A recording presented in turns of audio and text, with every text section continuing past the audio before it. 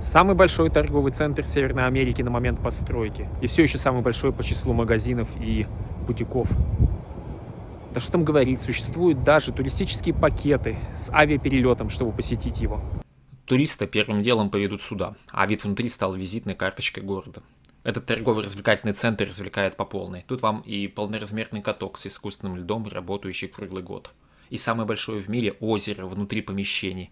И самые высокие американские горки, опять-таки внутри помещений. Аквапарк тоже огромен. Тут даже можно посерфить на волнах. Сотни бутиков. В них мы сегодня не пойдем, а лучше в конце видео я расскажу, что здесь сделали Патрик Суэйзи и Кармен Электро. Привет, вы на канале «Пройдемся по Канаде». И сегодня мы пройдемся по West Edmonton Mall.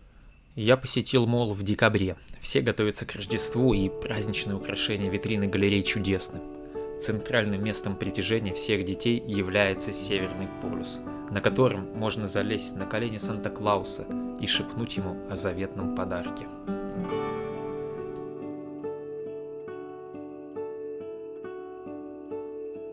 С Северного полюса мы отправляемся на каток. Сегодня здесь проходит тренировка.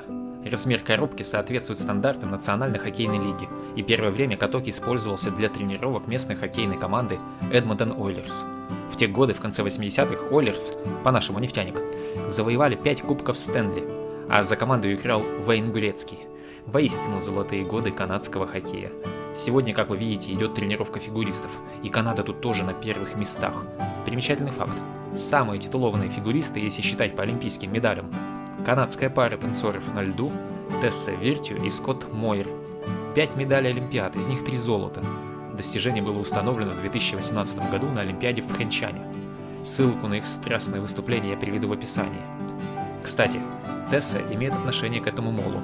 Где-то здесь есть ювелирный магазин, в котором Тесса представила в 2015 году свою линию украшений. В день представления коллекции счастливчики могли покататься на льду вот на этой арене вместе с Тессой. Кстати, продолжая о золоте, если пройтись по молу, то можно увидеть памятник черному золоту Альберты. Точнее, памятник установлен нефтедобытчиком. Именно на волне цен на нефть и появился этот молл в городе Эдмонтон, столице нефтяной провинции Альберты. Альберта настолько богата, что если мы возьмем весь ее доход и поделим на число населения, где-то вдали загрустят и Катар, и Саудовская Аравия. Шопинг в молле дает возможность потратить все эти заработанные богатства. Тут есть как магазины попроще, если так можно сказать о магазинах, где кеды по $100, так и люксовые бутики, что говорится, на любой вкус и кошелек. Хотя, к слову, Walmart в этом торговом центре я не нашел. Глядя на бегущую воду в фонтанах и проходя мимо вывесок магазинов-купальников, в декабре можно и загрустить. Эдмонтон – самый северный город Америки с населением более миллиона. И живя в таком климате, где зимой случается минус 40 и ниже, хочется порой побыть в тепле и поплескаться в волнах. Для этого не нужно никуда лететь, а можно посетить аквапарк, где воссоздали тропический климат, да настолько удачно, что даже экзотические австралийские тараканы завелись среди живых пальм. Проблема с насекомыми была решена, а тропический климат так и остался, со средней температурой около 31 градуса Цельсия.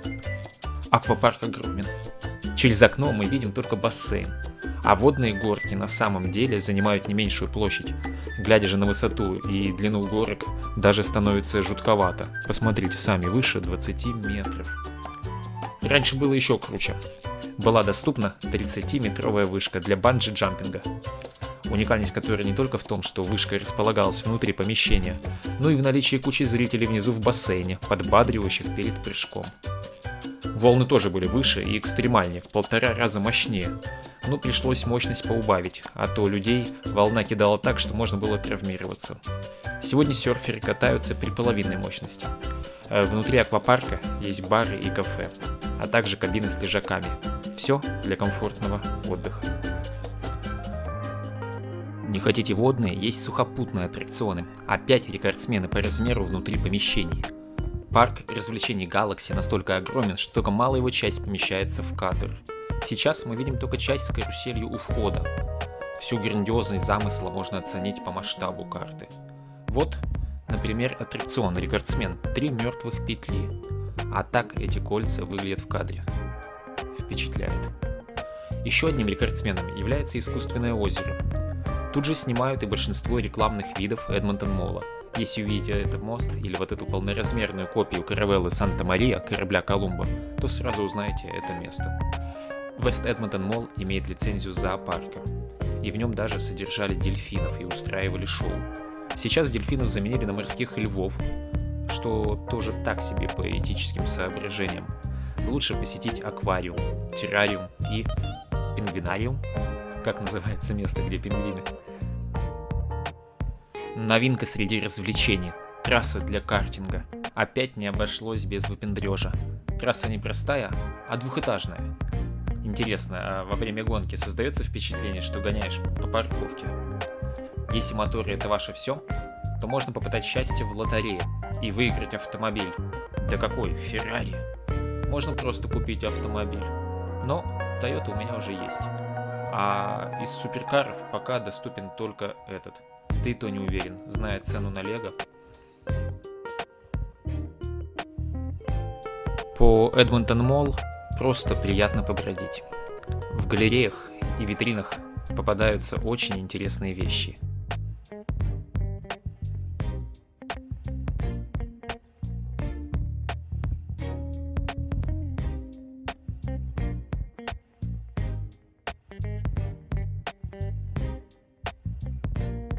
И нет давки и ощущения вокзала из-за толпы, как во многих других моллах.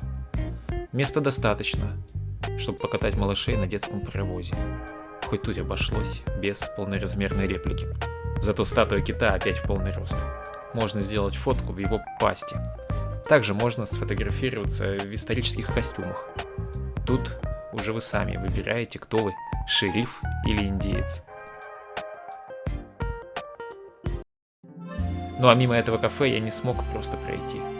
Мое сердце химика не выдерживает при виде лабораторных стекляшек. Очень правильная посуда. Говоря про еду, тут сотни разных ресторанов и кафе. Также есть отель. Видите, топают в футболках. Это в отель Fantasyland. Тоже выпендрежный. Посмотрите, какие тематические комнаты. Я оставлю ссылку в описании. В каждую комнату можно совершить виртуальный тур.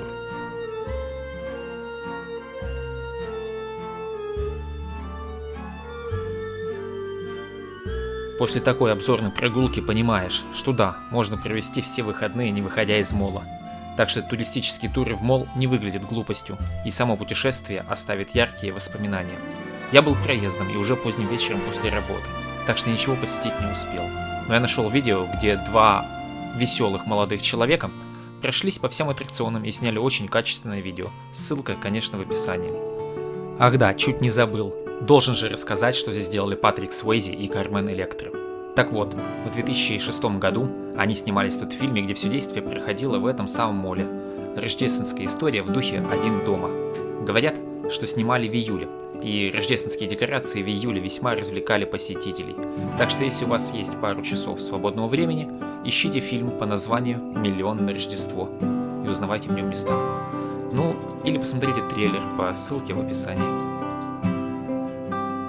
На этом все. До новых встреч.